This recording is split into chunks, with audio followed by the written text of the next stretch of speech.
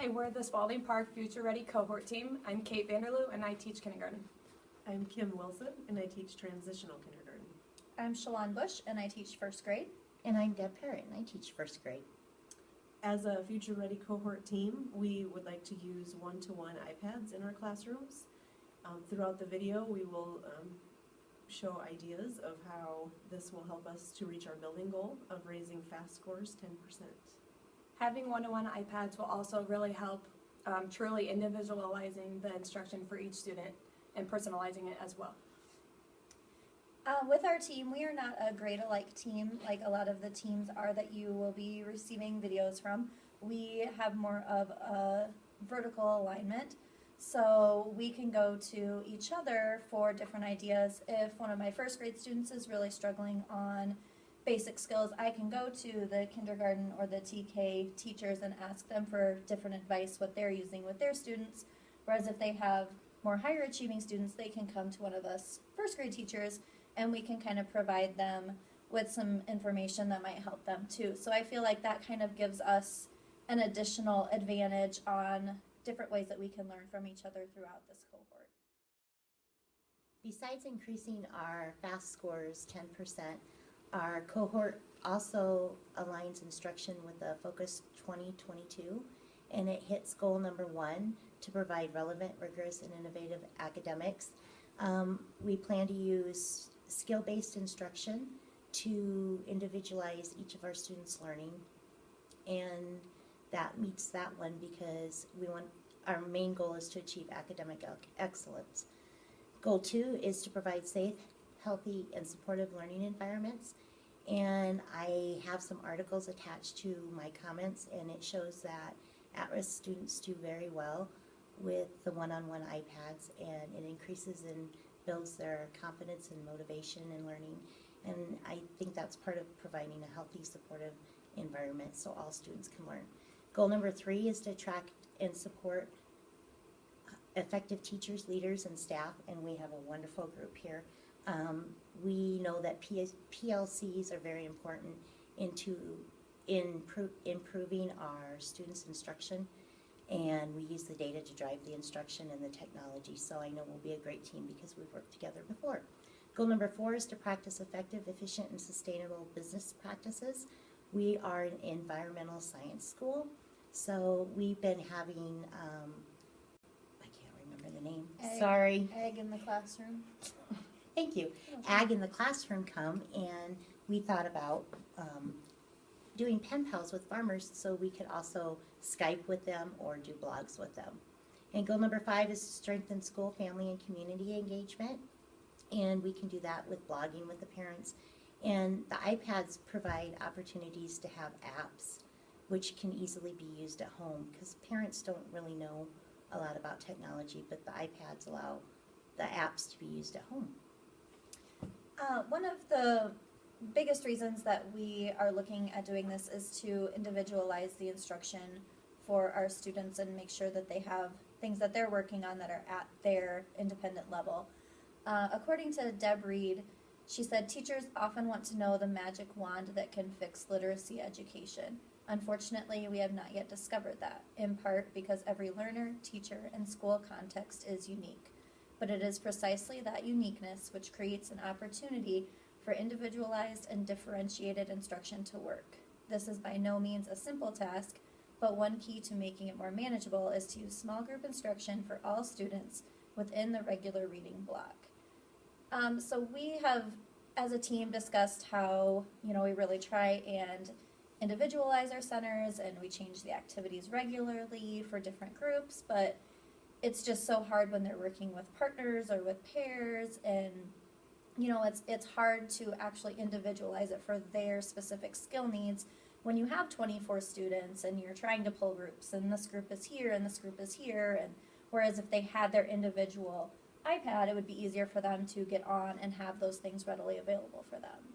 And that will add to a lot more instructional time too, because a lot of time is taken to go fix a laptop to where they are, or to go fix a problem that's happening in a center. And no matter how much time you spend on trying to individualize centers, it is a monster. So the one-on-one iPads are gonna help us individualize much better, and work smarter instead of harder. I also think having one-to-one iPads can help students go the pace that they need to be at. Students who have already mastered curriculum don't necessarily need to have the same apps or programs as other kids, or they might not be on the same level. So they can kind of work at their own pace, and some kids need more of a review. So they would have access to being able to review it again, and then some kids might just need to go at a slower pace to truly understand the content of what is being taught to them as well. And this fits into skills-based instruction too, because each of those skills can be put on their iPads for them to work with. Well, we're working with small groups. They are actually engaged in what they need to be engaged on in order to improve their learning. And if it is at their instructional level, then they're more likely to be engaged because it's not something they already know and they're bored, and then you get the behaviors. They're more likely to be on task and doing what they need to be doing. So then when they come to the table for individual or for small group time, then the teacher's more able to focus on their particular needs also. And we have also seen improvements. Since my class has had 5 tablets available to them, the usage of Lexia has gone up in order for them to meet their minutes on time each week, and they're passing levels easier because they're more engaged. Where when they're on the computers, they're kind of looking at each other to see what they're doing, and this kind of provides a good environment for them to go find a cozy spot in the room to work, and they're really focused and engaged when they have it right in front of them on their own iPad as well. That's huge because sometimes we don't get our assigned computer lab time, and then the kids, it's hard for them to meet their minutes because we are still using the laptop cart, which they have a lot of problems with the laptops. And some of those programs provide the data and stuff we need, but it's just not personalized for them. So having the iPads would really help with that as well. Sometimes we have parents that will come to us and ask how they can help their child at home and support them with things we are doing at school so that it aligns together. And having one-to-one iPads would really help with that because they could have the app that's at their instructional level, so they're not doing anything too hard or too easy for them at home. And then we would be able to show them with their iPad what they're doing too, so that they are aware of how to use it. And then we also have resources available with our Go Math, and we are doing Journeys next year for our reading curriculum. And they can use those websites on their iPads or phones at home too to help, because they have interactive websites and activities that go along with our curriculum. And so I think that would be a really nice way for things to carry over and see improvement in their performance at school as well. And we think by starting them early in early childhood with experiencing the iPads and getting those foundational skills under their belts, then they can build upon those sooner and hopefully not have as many reading difficulties in the future. And also the technology piece, introducing them at an early age to have Digital literacy. Digital literacy, and be able to start that at a young age as well. One of the things that we are really passionate about for this cohort is making sure that each student's individual iPad is specific to them. So they're not going to have activities on there that are just generic for all of the students in the classroom. We're going to use different websites and different apps that will give us different levels of where the students are at, what they're already being successful at, where their strengths are, what areas of weakness that they're having, and so then we can really put programs on there that will help them to achieve what they need to achieve and those skills that they really need to be working on.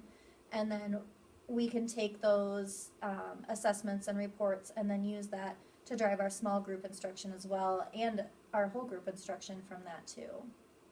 And we also have some students that are ELL, and this could help support them with that as well.